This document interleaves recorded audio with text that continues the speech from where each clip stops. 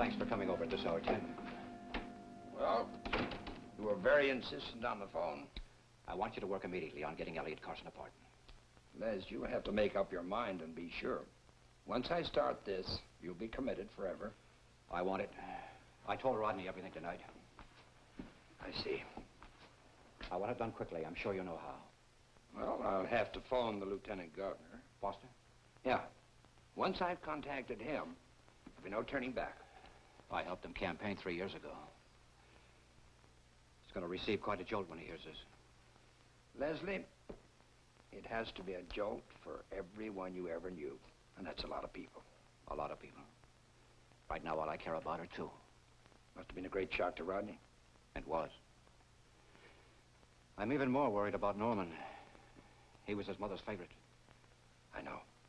Ted, call Foster. This time of night? I'll fly to the Capitol tomorrow if he'll see me. Leslie, I'll phone him in the morning. Needs time. Convene a board, set up an official hearing. Now, Ted, just set everything in motion. As you said, once you contact the Lieutenant Governor, there'll be no turning back. I don't want to think it over. I don't want a chance to turn back.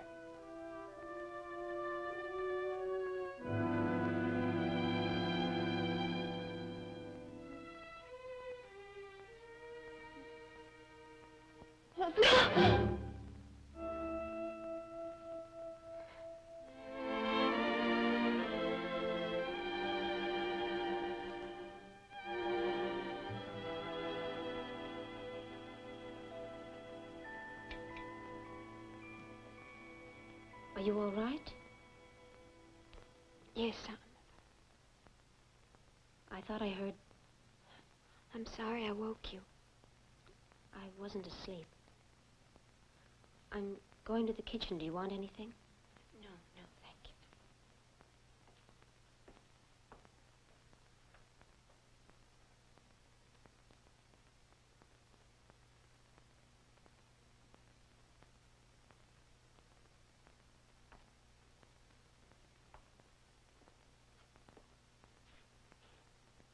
Sure you won't? Yes, thank you. My mother used to do that, offer me milk. I suppose I could find some significance in that. I suppose.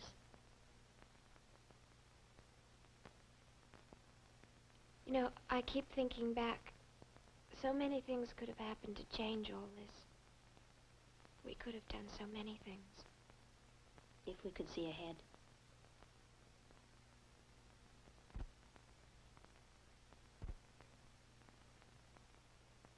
Oh, I just put it there. I thought he'd like it if he knew. It's funny. All the while he was living here and I didn't feel the need of it. And all the while I was growing up, I had a picture of a father I never had. Well, we both survived it, didn't we? It's funny. I thought I knew you. We both grew up here. We went to the same school. We talked sometimes, but never really. Not like tonight. Surprising, isn't it? This all seems so familiar. I have the strangest feeling that I'm not really here. That I'm just remembering that I'm gone and all this is past. Thank you for letting me stay here tonight. And thank you for not asking questions. People don't always ask questions, Allison. It's true. When Rod and I eloped and then got the annulment so quickly, I felt the whole town knew the story. I was afraid to look at people. But when I finally did look them in the eye, I realized something. They hadn't been condemning me. I was condemning myself. Are you trying to tell me that everything's going to be all right for me here in Peyton Place? No, everything is not going to be all right. Allison, I ran away. And you were the one who tried to stop me, and you were right. It doesn't solve anything. I don't care about solving anything. I just want to get away. Why don't you give them a chance? The town? You're not afraid of the town. What happened to 2 other people a long time ago doesn't change Allison Mackenzie. See, I'm not even Allison Mackenzie anymore. The name isn't real. But you are. Did we wake you? Well, I heard you talking. Well, I'll see you in the morning, Allison. Yeah, good night. Good night. Good night, Mother. Good night, dear. I've been a lot of trouble. Not for us. I came here tonight because I needed to be with somebody. But I was only thinking of myself. It must be terrible for you and Betty, too. For all of us, Allison, including your mother. You know, your mother may need to be with someone, too. Oh, Allison, I know what it's like to be alone and awake and worried, hoping and praying that telephone will ring, just waiting for some word. Oh, call her, Allison, before you go back to sleep. It's late. Not too late. I can't. It may be harder tomorrow.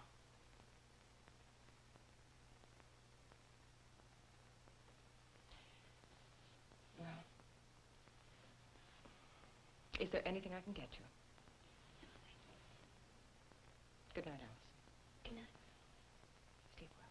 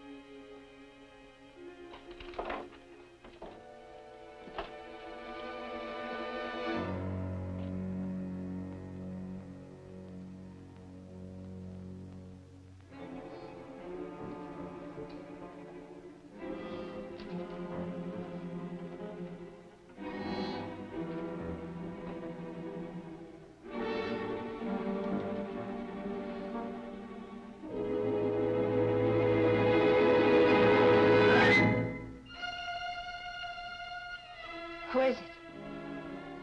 Who's there? Preview from the continuing story of Peyton Place. I thought you'd be pleased. Are you sure that's why you did it? To please me? Not to punish your mother? It'll never be the same force around here. You realize that, don't you, Rod? You didn't tell Norman, did you? How are we going to tell him? Aren't you being a little unreasonable about this? Well, aren't you being a little ambivalent? Last night you were diagnosing me, today you're psychoanalyzing me. What next?